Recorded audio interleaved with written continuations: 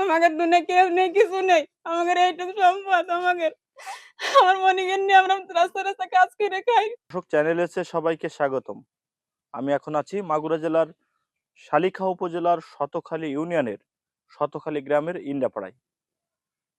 দর্শক, জোরপূর্বক জমি লিখে নেওয়া বা জমি ক্রয় করা এটা বেশ পুরনো প্রথা হলেও 2025 সালে আসলে এমন কিন্তু খুব কম দেখা যায়। কিন্তু এমনই একটা ঘটনা এই শতখালী ইউনিয়নের শতখালী গ্রামের ইন্ডাপাড়ার জমি না দেওয়ার কারণে এই বাড়ির যে পল্লী বিদ্যুতের যে মিটার রয়েছে এই মিটার কিন্তু পুড়িয়ে দিয়েছে এই আল ইমরান ভাইয়ের আপন আল মামুন ভাইয়ের আপন মামা। এবং এই জমি না দেওয়া পর্যন্ত তাদের এখান থেকে উচ্ছেদ করার যে চক্রান্ত তারই অংশ হিসেবে আপনারা দেখছেন যে এই বাড়িতে কিন্তু পেট্রোল জ্বালিয়ে পেট্রোল জ্বালিয়ে কিন্তু পুড়িয়ে দেওয়ার চেষ্টা করা হয়েছে।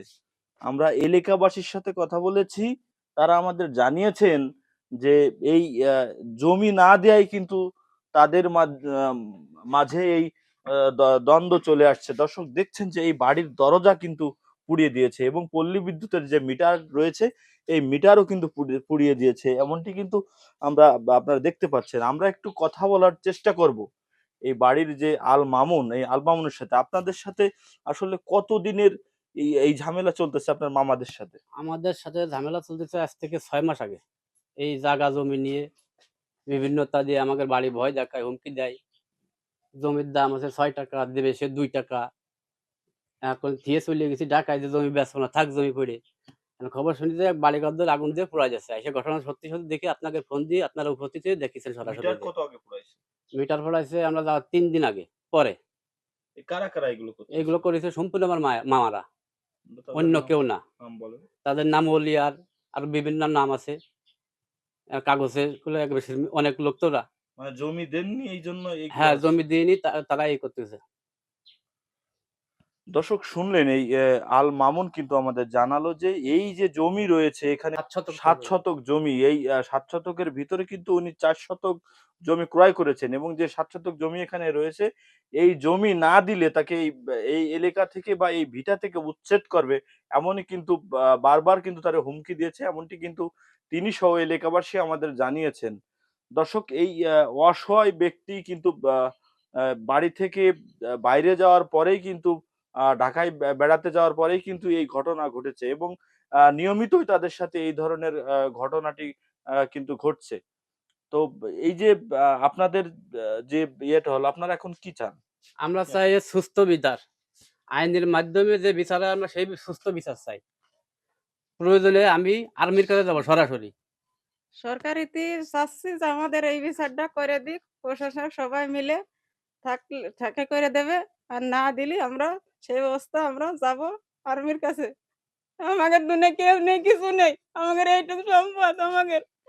আমার মনিকে নিয়ে আমরা রাস্তায়, রাস্তায় কাজ করে খাই। আমাদের এই করে এরমের করিস আপনারা তো দেখতেছেন সবাই।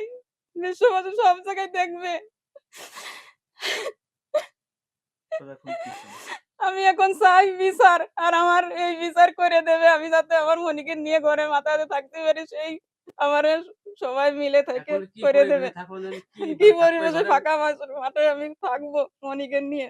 মাঝির এত দর্শক কষ্ট। শুনলেন এই যে এই আল মামুন ভাইয়ের স্ত্রী কিন্তু আমাদের জানাচ্ছিল যে এই বাড়িতে তাদের থাকতে দেবে না এবং এই জমি না দেওয়া পর্যন্ত তারা কিন্তু এই ধরনের কর্মকাণ্ড অব্যাহত রাখবে বলে তাদের কিন্তু বলেছে। দর্শক, এই যে গরিবের পরে যে অত্যাচার, এই অত্যাচার কিন্তু 2025 সালে এসে কিন্তু একটি যে শুনলেন আপনার এই পরিবার সহ এলাকাবাসী জানিয়েছেন যে যতদিন পর্যন্ত এই জমি তারা তাদের মামার কাছে বিক্রি না করে ততদিন তাদের উপরে এরকম অত্যাচার অব্যাহত থাকবে বলে কিন্তু তারা আমাদের এলাকাবাসী এবং এই পরিবার কিন্তু জানিয়েছেন।